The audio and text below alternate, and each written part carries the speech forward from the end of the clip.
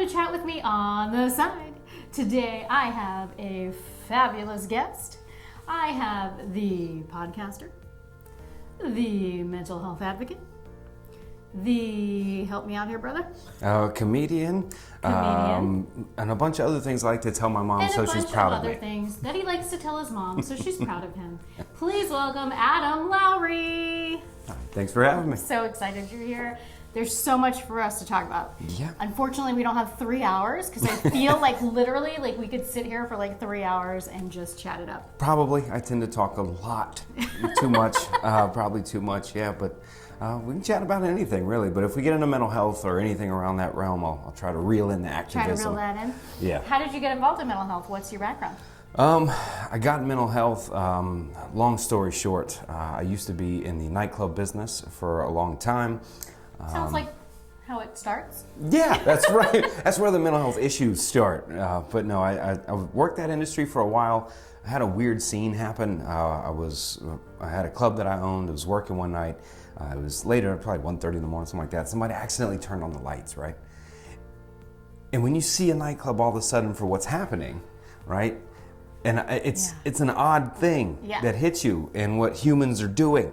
Oh. You know what I mean? Yeah. And it just seemed, I don't know, it was, I became really good at selling Babylon, I like to say. I was the best at it. Okay. After that vision, I'm like, there's gotta be more than this. So I got rid of all my things. I changed everything in my life, basically got rid of the woman I'd been with the 3 to 4 years, all my friends, cars, clothes, all of it, dumped it, and I went on what I call a walkabout. What? Yeah, randomly just left. Drove to the Keys in about 48 hours after I was done liquidating everything. Wow. Yeah, it was nuts. Was there even like this major thought process or you just did it? I had a 16-hour conversation. Okay. Have you seen the movie Forrest Gump? Yes. All right. Remember when Lieutenant Dan is tied to the top of the ship and he's having a conversation? And you said it wrong. It's Lieutenant Dan. Yes. I had that moment in my living room, right? And so after that moment, I decided, and that's what I did. So I liquidated, minimalist, if you will, and went to the Keys and up to the mountains of Tennessee. I went to a place called Acoma Pueblo out in New Mexico, Gallup Native American Reservation. Wow. Wandered. I don't know, looking for answers or something. I don't know what I was doing.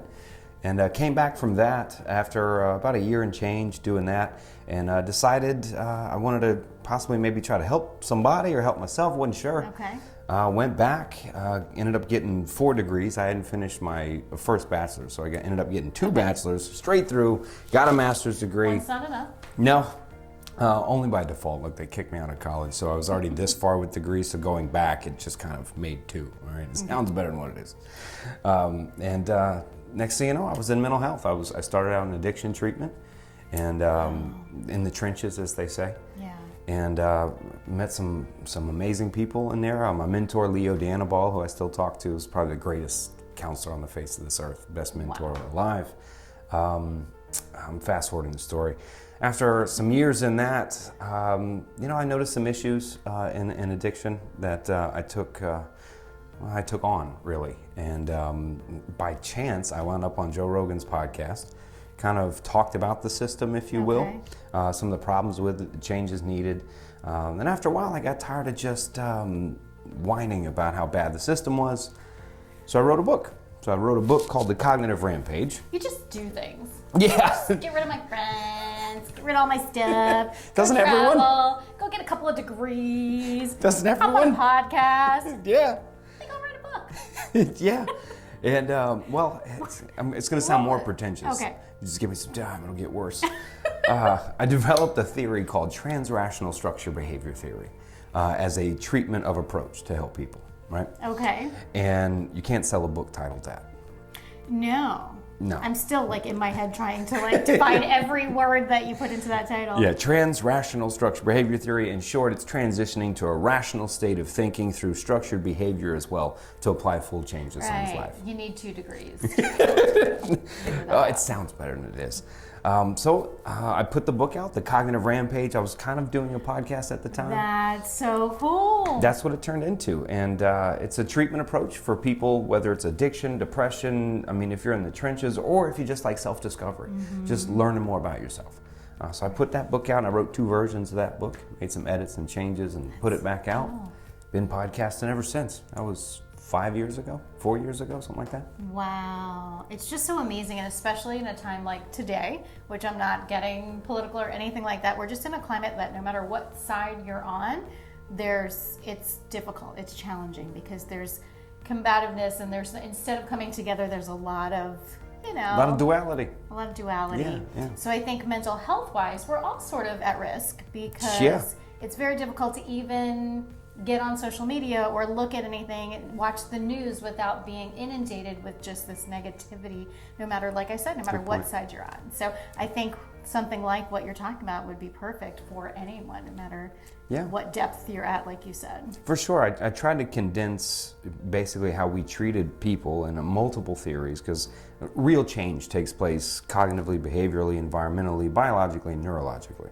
Yes, all of it. Not just one. What he said. So kind of group all that into where someone could read it and not have to have a master's in mental health or something and apply it to themselves.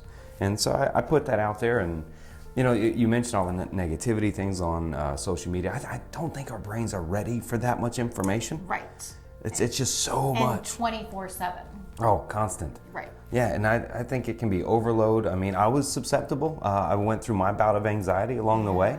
So when you said we're all susceptible, we certainly are, including mental health counselors or those in the field. I mean, we all are. I do get tired, though, of hearing about mental health awareness. Okay. We're all pretty aware of mental health issues, right? Sometimes over-aware. And I agree with you, but the awareness piece comes in people understanding it and recognizing it, because there are so many disabilities out there that we call invisible disabilities. So you may not know the person next to you in the grocery store might be having an anxiety attack, not just being a jerk or whatever that's not looking you in the eye or whatever it is. So to me, that's where the awareness piece comes Great point. And for a lot of people too that don't understand what's happening to me. Right? What is this? What is that? And there's a thin line there between, saying, okay, this is what's happening to me. And that sometimes can manifest into what's happening to you when it might not have been. Yeah. There's a fine line to walk. Absolutely. And in mental health, I was talking about it. We were with Jane John last night. We did some stand-up last night, and it's amazing the chat we had with like 6 comedians. We went down political avenue, talking about politics and presidents to mental health. It was probably one of the best conversations I had as a group in a long time. Yeah. But if you just looked at each of us individually and be like, they're all comedians, this conversation would never be happening. But it does.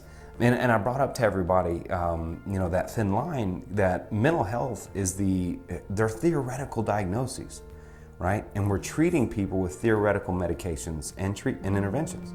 So, if you broke your arm, God forbid, and there's a clinical diagnosis, you can see that in an X-ray, you can treat it in a way that we know it will heal. Exactly. But when it comes to mental health, I see exactly what you're saying. You can't. There's no test known to man. I can't blood test you. I can't brain scan you. There's nothing we can do to go, see? And the serotonin levels, this is BS. This is a myth. It was an evidence. It was pushed about lack of serotonin in the brain, increased depression. Yeah. These are theories. You can't measure how much serotonin levels you have, right? Yeah. So there's an array of things that cause it, and that's why I think I also liked getting into mental health, because there's no right answers. Yes. Right? I could get in. The only time I made a 4.0 my whole life, right? And I think only because there's no right answers. It's theoretical. You can kind of say, well, it could be, and it could be. As long as you can try and prove your point. Yes. You don't have to be. No, that's right. You don't have to be exactly right. It's not 2 + 2 = 4. That's right. Yeah. That's right. It's we're so new in the field, though. You can go all the way back to the beginnings of Freud, really, where it all kind of became American known, the idea of mental health. But we're in the infancy of what we really know. I mean, we know nothing of the brain. Yeah. And I personally think that's where we'll find a lot of the answers of what's happening. Yes. But we're so far. Well, they say we use what percentage of our brain? One of the myths is that we use just 10% of our brain. Right. And the truth is we only use 10% of our brain at one time.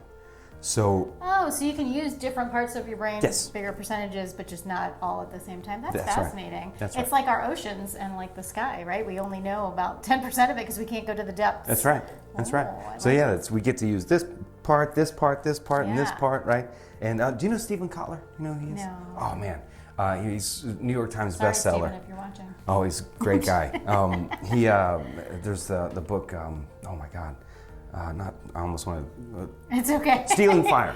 Stealing Fire is one of his most recent books. Not ones I quoted, but anyway, he does tons of study on flow, getting in flow state, right? Nice. Like when you do your show and you kind of zone out, right? Yeah. We go into flow.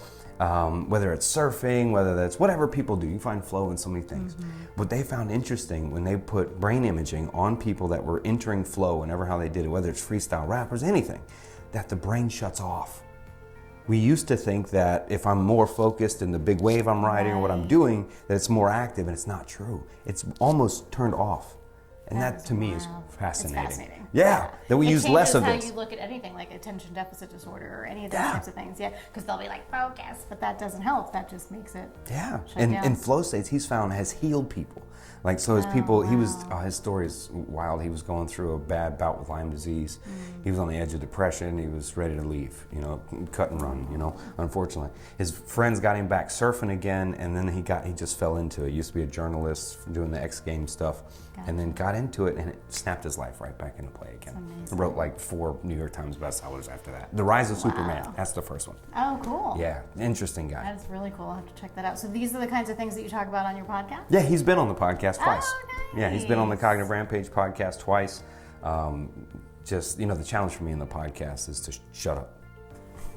it is to shut up. So it's so you have so much going on. Yeah. And some of these people they're so beyond my intelligence when they're coming on and what they're talking about that I sit there just like, and sometimes the camera will switch over to them. I'm like, oh. You're just like. Yeah. I get off those podcasts and I'm like, I'm smoking, the brain's going too much. I'm like, too much. That's awesome. That's amazing. How can everybody find you? The Cognitive Rampage, there's nothing else named that. Cognitive Rampage on all social medias. Yeah, on Twitter it's Adam Lowrey.com. Cognitive Rampage doesn't quite fit. The book is on Amazon, Barnes & Noble. We're in the top 1% of books on Amazon for mental health. Nice. The podcast, iTunes, everywhere you find podcasts. If you don't know what podcast is yet, I'm sorry. But it's everywhere. Spotify, Anchor, a new place I found, but Stitcher, all over the place, and YouTube as well. Awesome. You guys have to check it out. Make sure you follow, listen to those podcasts. He's got an amazing brain, and we're going to have you back. Anytime. Because I feel like we barely even touched the surface. I'm going to have you on the Cognitive Rampage. I used 10% of my brain with you. It's going to happen. I'd love to have you on the Cognitive Rampage, too. Did you hear that? Did you hear that, guys? Okay. Be great. That's awesome. Thank you, Adam. I appreciate you being here. Appreciate you having me. All right, guys. Thanks for watching. And as always, take care of yourselves and don't forget to take care of each other.